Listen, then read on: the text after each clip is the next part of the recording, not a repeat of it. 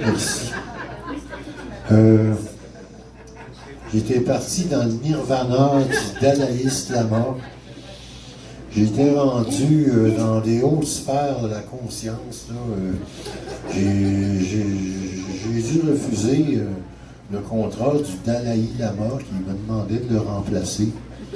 C'était trop dur pour moi. J'ai dit non, moi je préfère être le Dadaïste Lama. J'ai Sylvie Côté qui va venir me sauver là, du vide. Qui va venir lire les textes d'un poète qui est presque un de mes frères parce que je le connais depuis le siècle dernier. Il s'agit d'Éric Roger, qui est animateur des soirées Solovox depuis plus de 25 ans. Alors, je passe le micro à mon amie Sylvie Côté. Bonne main d'applaudissement.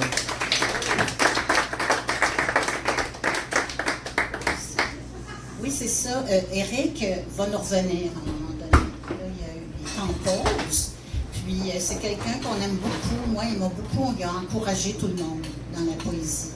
Puis, ça, c'est tiré de Le milieu en toi.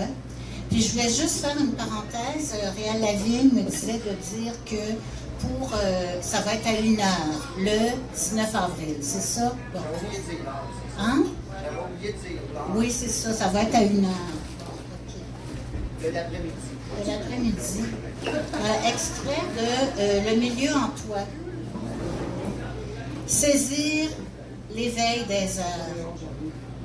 Pourquoi les larmes sont-elles si inspirantes? C'est qu'elles ont la saveur de l'alcool. L'horizon tire le voile de l'infini. L'aurore se cherche de quoi être rassasiée. Saisir l'éveil des heures en se rapprochant de l'éternité surveillée.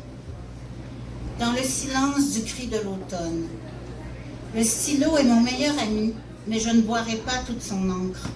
Justement, j'en cherche un dans toutes les rues de Montréal, comme le junkie à la recherche de sa dose. Alerte dans l'au-delà, une trop bruyante solitude, le premier cercle, un arbre prend racine dans ma tête. Tout l'écho de son cri alimente l'esprit de ma mémoire. Tout ce qui n'existe pas prend vie, finalement. Mini-Dieu, je crois au doute. Horus s'éteint dans le cercle du mal, la lutte pour l'étendard, un chevalier invisible, démystifie la logique de la création humaine. Aucune religion ne connaît la vérité. Sinon, à quoi servirait notre passage sur Terre? Merci. On envoie plein de belles ondes à Eric. J'ai bien hâte de le revoir.